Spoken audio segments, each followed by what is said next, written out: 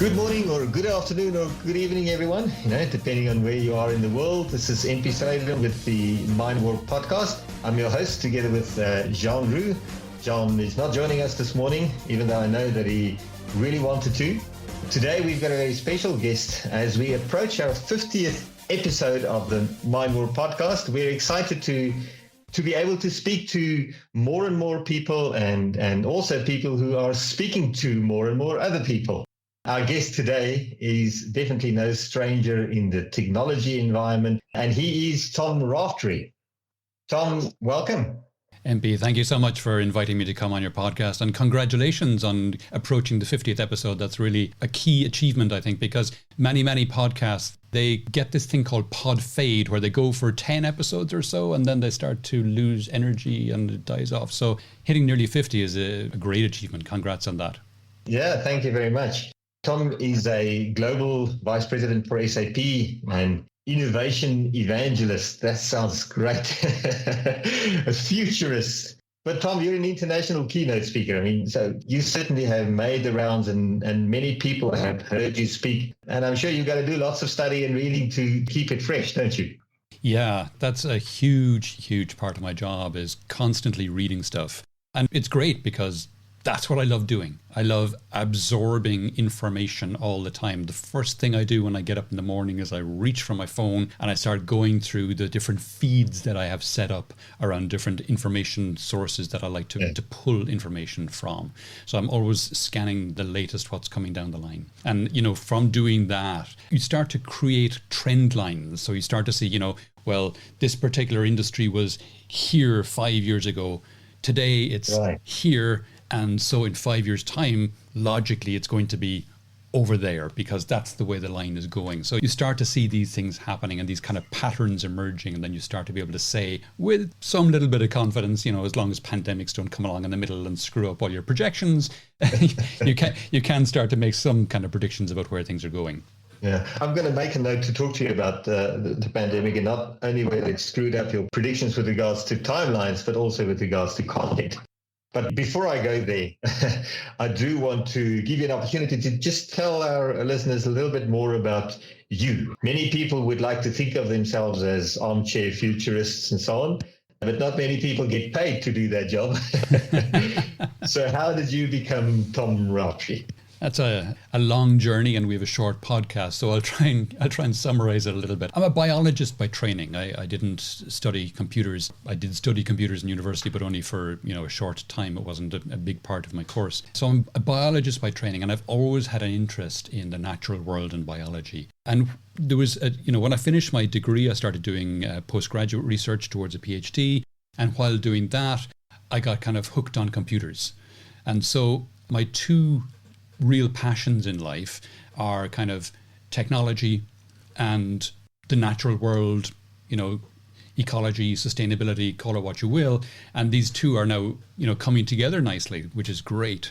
But after college, I set up a computer business because that's what I was really into at the time, and set up a software business, grew that, sold that in 2002, joined another company as a CTO, then, went through another few businesses. And then in 2008, I moved here to where I live now in Spain.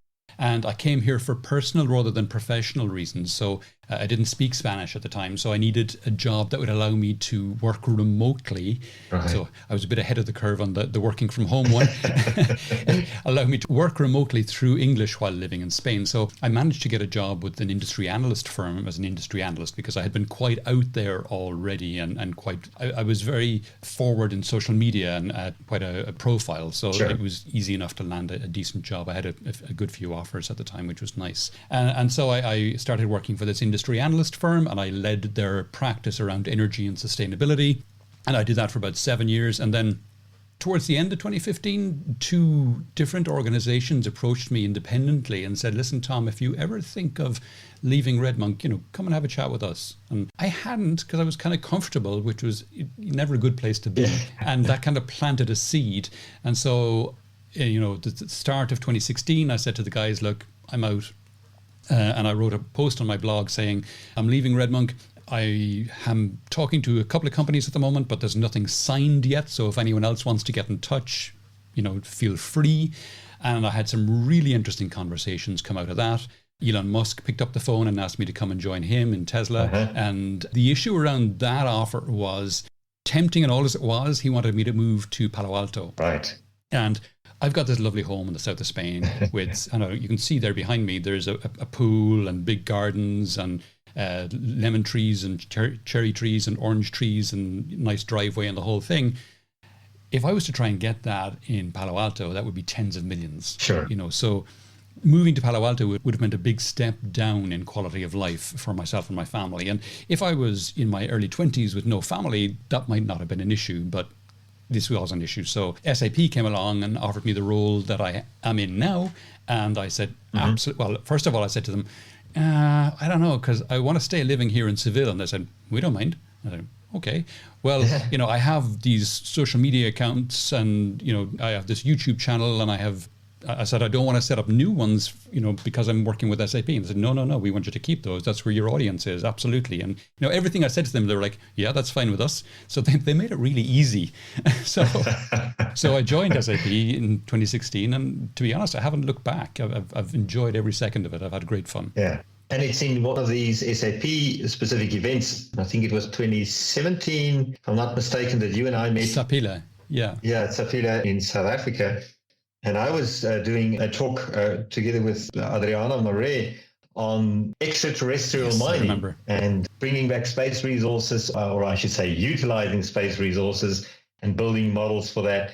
And you were doing a talk on the fourth industrial revolution and the impact thereof and so on. So I found your talk very interesting. And since then, I've been following along what you've been saying quite widely. Thank you. Yeah. Thank you. Well, thanks for that, Tom. So, you've just spoken about those podcasts. And of course, you've got your YouTube channel as well. The two podcasts, the Climate 21 podcast and the Digital Supply Chain podcast, why those topics? So many things that you could talk about. Why did you choose those? Sure. So it's interesting. I found myself in the supply chain organization in SAP through an accident of reorganization. There was a reorg one year and suddenly, boom, I was in supply chain. I went, how did that happen? Okay, I'm in supply chain. I don't know much about supply chain. I had worked in a supply chain organization back between 2002 and 2004. I was CTO there, but that was in the kind of depths of my memory and mists of time. So I didn't know a lot about supply chain. So, and I was, at the time I was, as you mentioned earlier, I was doing a lot of keynote talks and there weren't a lot to do with supply chain, to be honest. So I wasn't contributing a lot to the team. So I stopped and said, okay, I got to do something here because this isn't very sustainable for job security, for example, if I'm not contributing a lot to the team. So what can I do to contribute to the team? So I said, why don't I set up a podcast? Because I've done podcasts before and I'm quite comfortable with the medium. I did my first podcast back in 2005, 2006, 2007 called the Pod Leaders Podcast. It's offline now, but it was great fun. And I said, okay, I can set up a podcast and I can invite supply chain experts to come on the podcast and I can ask them about supply chain, and that way I'll be teaching myself about supply chain while at the same time contributing to the team. Right, okay. So I pitched this idea to my manager and he was delighted. So I set up the Digital Supply Chain podcast and it's been going strong. I've published about 150 something episodes now. Oh. I'm publishing now 2 episodes a week every Monday and every Friday. And, it's great fun. I'm loving it. I was doing 1 episode every 2 weeks and scrambling to do that as I was running between airport terminals. But then suddenly February of 2020 came and there was no more travel. So now I'm able to push out 2 episodes a week.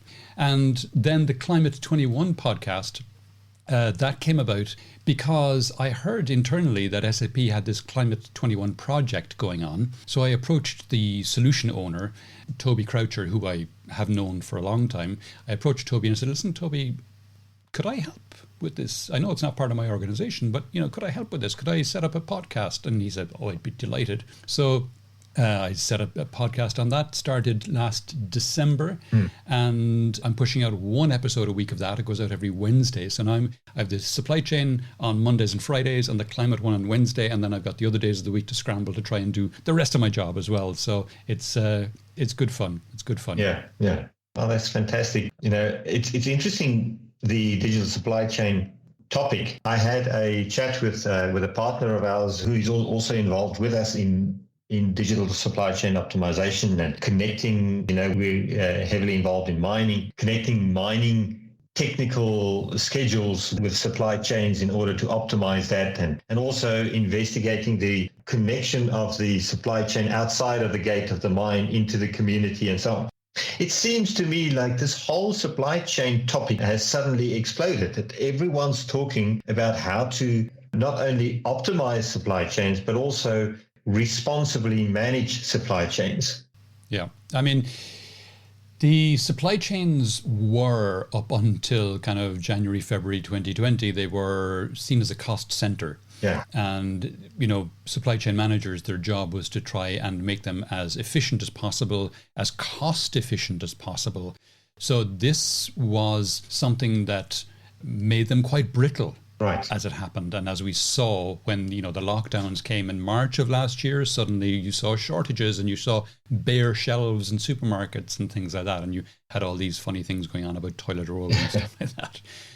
So because of that, and because we've had rolling waves of lockdowns in different countries at different times, and we've seen issues with containers and container ships and docks and ports and port workers and lorry drivers and all kinds of things like this, and tanker ships getting stuck in the Suez Canal. Yeah. We've had all kinds of issues, and this has meant that supply chains have suddenly been thrown into the spotlight, somewhere they never were before. And they've become now, for organizations, a strategic differentiator. Right. So organizations that now can have resilient supply chains are ones that can keep delivering no matter what goes wrong. And that makes them, stand out amongst their peers. So the conversation has shifted hugely around supply chain. It's now a boardroom issue in most organizations, how to get supply chains working properly. Yeah. And it shouldn't have taken this for that to happen. Supply chain has always been, key for organizations. It's why Apple does so well. Apple does so well because Tim Cook was in charge of their supply chain. He was brought in to fix their supply chain. He fixed it and then went on to become CEO.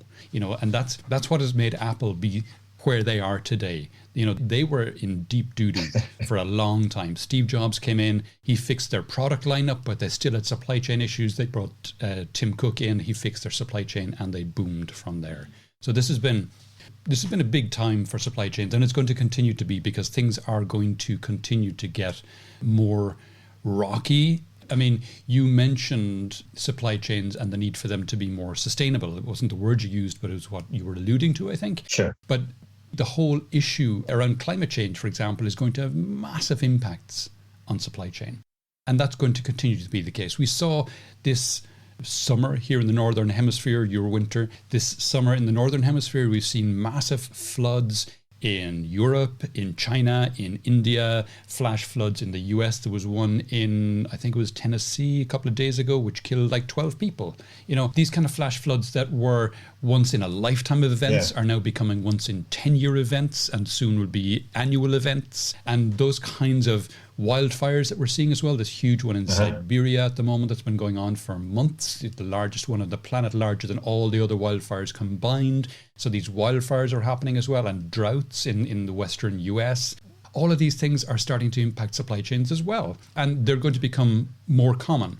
So that and tropical storms and all these kind of things that you get from climate change. So the more resilient your supply chain, the better you'll be able to get over these kind of disruptions, and the more you'll thrive. Right. So I'm sure you don't only talk to people about supply chains, but you also have a vision for the improvement of these things. And so maybe if I can ask you that, what are some of the major initiatives you see that companies are employing or that are being employed out there to safeguard and even streamline supply chains, both inbound and outbound?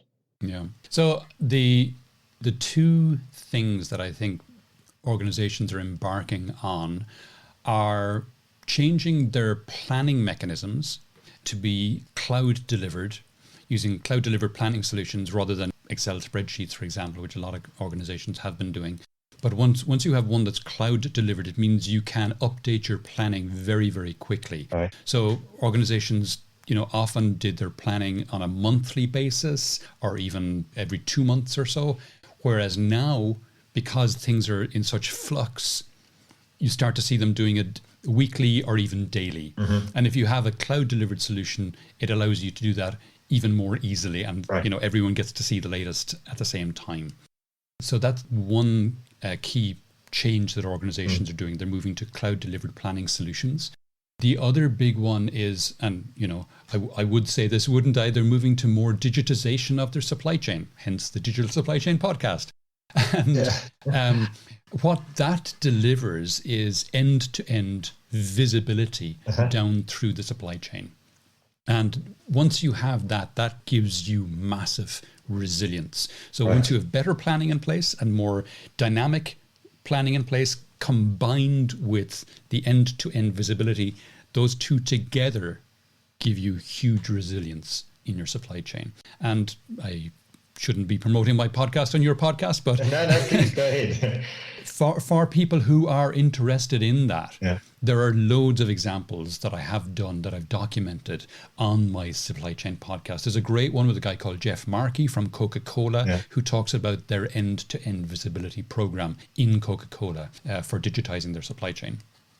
Some of the topics that I found that are coming up is, involving communities more and more in that supply chain process. Now I'm not referring to the optimization of the process as such, but to what extent companies are buying responsibly and ensuring involvement in logistics and other opportunities for participation in that whole process. Is this something that you find that big companies are also starting to adopt as a commercial differentiator?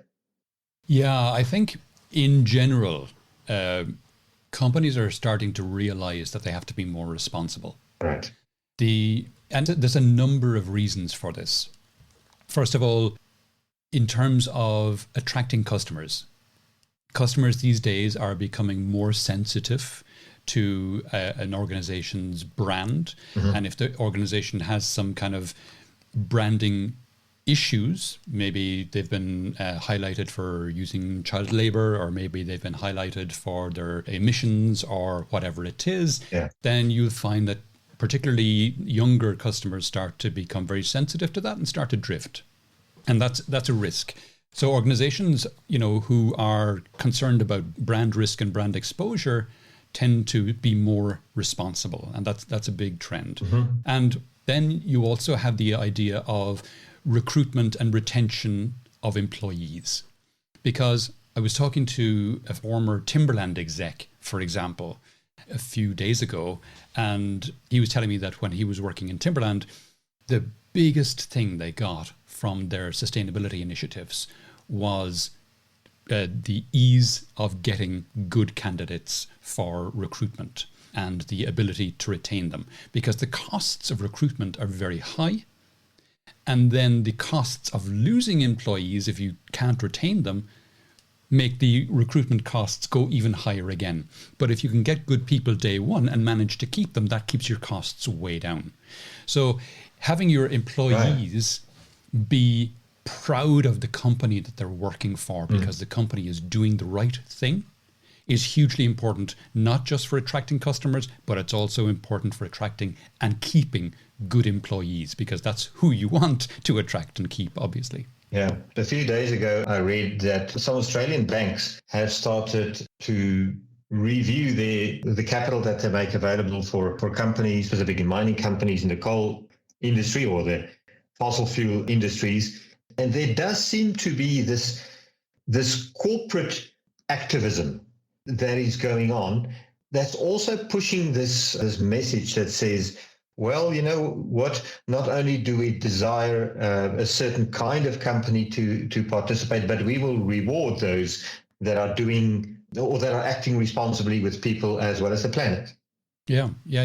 And it goes even beyond that, because, again, I've had a couple of these kind of conversations on the Climate 21 podcast. Right. And what you're starting to see is that the investment community is becoming quite sensitive to climate risk. You know, there was and I've forgotten the name of it, but there was a German coal plant which was shut down just a few weeks ago. And this was a coal plant that was opened in 2015. Oh. So less than 6 years after it had been opened, it was shut down. And it was shut down because it was uneconomic. Now, if you were one of the investors who put forward, I don't know how many tens of millions it costs to set up a coal plant, but I suspect it's quite a few.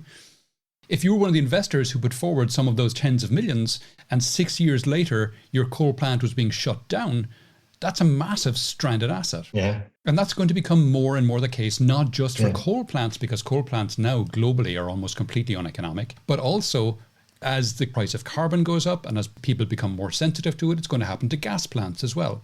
It's already cheaper today to build new solar or wind farms than it is to operate existing gas or coal plants.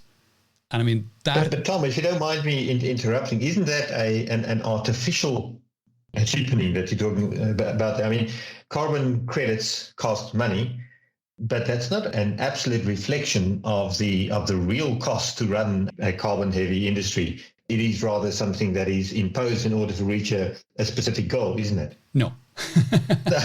Okay, great. Help me out. I mean, that's one way you could argue it. Yeah. What I would say is that the fossil fuel industries have benefited from trillions of dollars of subsidies over the last X decades, and they still continue to get massive subsidies every year, and we're subsidizing them to pollute the atmosphere and destroy the planet, which makes no sense. Yeah. Whereas actually, we are not costing in the damage they're doing. They're not paying for that. Right. There's no polluter pays system in place apart from carbon credits in some geographies where it does exist. So if I went out and destroyed some municipal property, I would be fined for doing so, possibly even jailed, and rightly so. Sure. But if a fossil fuel company goes out and destroys the planet, they get a subvention for doing so. Yeah. How does that make sense? You know, it makes, and not alone are they destroying the planet, they're also destroying our health. Right. There's something like 7 million people a year directly die as a result of the pollution from fossil fuels. You know, that's more than people who were killed in car crashes. That's incredible. For example, you know, it's mind blowing. And as I say, we subsidize them to do it rather than penalizing them for it, which makes zero sense. So that's why I say no when you ask that question. Yeah. No, I absolutely get it. And it's interesting that in a world where environmental and social governance guidelines are not only guidelines anymore, but are being entrenched in codes and standards and more in law, there is a reward that goes from the shareholders to the kinds of employees that can be attracted by those kinds of companies and so on, that makes it worthwhile for companies to invest in the kinds of operations and to change their kinds of operations to the kinds of businesses that have that brand and has a real reduced impact on the way that or on the impact that they have on the environment, isn't it? Yeah, and the other thing is it will be right now it's a competitive differentiator. You know, if you can demonstrate to your customers, to your employees that we are an incredibly sustainable company, that will certainly help your brand. But in 2, 3, 4, 5 years' time, that'll be the norm. Yeah. You know, because it'll have to be. Because, for example, I'm based here in Europe. In Europe, we have passed a law which mandates all 27 nations of the EU to cut our climate emissions 55% by 2030. Now, if those numbers don't make any sense to you, I wouldn't be surprised because, you know, out of context, it's hard to perceive what that means. This is 55% against our 1990 baseline. In the last 30 years, we've managed to reduce 24% against that baseline. Yeah. So in the next 8 years to 2030, we have to drop the other 31% in order to get to 55% reduction total. So 31% in 8 years versus 24 in 30 years. It's an enormous commitment.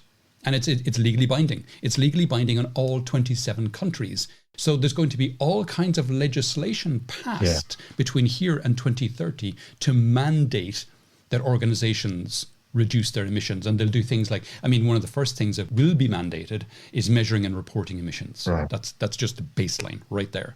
And of course, that's another place where digital solutions and blockchain, etc., will play a big role. Correct. Absolutely. And there's got to be a carbon border tax enacted as well, so that, we can't import stuff from carbon intensive countries and it be cheaper. So that'll knock that on the head. And it's not just the EU. America are talking about a 52% reduction by 2030. So the two biggest economic blocks now, the American one might go away depending on the next election. You never know there. But it talks to, again, like I mentioned at the start, trend lines. Yeah. Martin Luther King had a famous quote where he said, "The arc of the moral universe tends towards justice." And he's absolutely right. It's the same kind of thing with this. The arc of people's attitudes towards climate are tending towards the right direction. Climate is going to become more and more important. In the EU particularly, we only have 8 years to drop 55%. So it will be forefront in everybody's mind, particularly as we get to 2025 and we realize, oh no, we've only got 5 years left and we're way behind where we should be. Absolutely. We were running out of time, but I've got one last question that I don't want to let you go before you've answered that one. And that is, if we look at the impact of new technologies that are emerging, artificial intelligence and machine learning, cognitive solutions that are really coming of age and that are maturing to become, well, some people say threats if we think of a potential singularity in AI, and others think of them as becoming a game changer with regards to the way that humanity sustains itself. Some players like Bill Gates, and you mentioned Elon Musk, he's also talked about this a lot, proposes things like taxing software bots and other AI agents as if they were people to help subsidize the responsibility of governments to have programs for the benefits of humans whose jobs may be at risk. What's your opinion about that? Maybe as a last question for our listeners. I think billionaires who use lots of tricks to make sure they pay as little tax as possible, talking about taxing robots is a little bit ironic. So, when you hear the likes of Bill Gates or Jeff Bezos or Elon Musk or anyone talking about taxation, you kind of sit back and go, really, how much tax did you pay last year? When you start paying your fair share of tax, come back and talk to me about taxation. But to your other point about AI, machine learning, Skynet, as you alluded to as well, and that singularity, we have a long road ahead of us, a very long road ahead of us to get to where we need to be. And every single tool that we have available to us will need to be deployed to make sure that we get to where we need to be. And some more tools that we haven't thought of yet. One of the big things we're going to have to do to get our emissions down, or actually, no, not to get our emissions down, but because we won't be able to get our emissions down soon enough, one of the other big things we're going to have to do is we're going to have to get CO2 back out of the atmosphere and do something with it. So, and lock it up some way. And this is an enormous challenge because it would be energy intensive.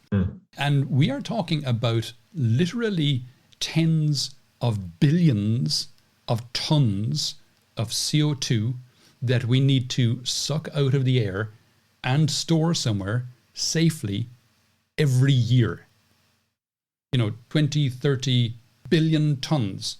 I mean, if you just think, what's the volume of a ton of CO2? And then what's the volume of 10 tons of CO2? And what's the volume of, now multiply that up to tens of billions annually. Right. And you can see the scale of the challenge. And yet it is something that we have to do. Yeah. And so there's going to be lots of technology needed to be invented between now and tomorrow, next year, 2030, 2050, whatever, to achieve that. And all the tools you mentioned will be big parts of that. Yeah. Tom, thank you so much. It was great hearing your opinions and other your opinions, but your analysis of what's going on in the world around us. I'd be happy to refer people to listen to the Climate 21 podcast and the Digital Supply Chain podcast. I'm sure they can find it on their favorite podcast apps. So just before we go then, we always ask our guests, what books are on their bedside table? What are you reading before you go to bed or when you're not busy talking to people on podcasts or traveling around the world? Sure. I've just finished Project Hail Mary. Project Hail Mary is by Andy Weir. He's the guy who wrote The Martian. So I like to do a bit of a healthy mix of fiction and non-fiction. So the Project Hail Mary is fiction, obviously. And then for non-fiction, I also have The New Climate War by Michael Mann, which is a really, really good book. And I strongly recommend to anyone who's interested in that space. And of course, most people interested in that space would know who Michael Mann is. And if you don't Google him, he's quite well known in the climate space, at least. Well, we'll be sure to create a link to these books on our website, mindrp.com, under the Mind Warp podcast, so our readers can refer to that and see where to find them as well. Tom, it was a blast having you on. Thank you so much for agreeing, and all the best with your initiatives, and hopefully we'll touch base soon. Thank you so much for inviting me, MP. I really appreciate the opportunity. Wonderful. Thanks so much.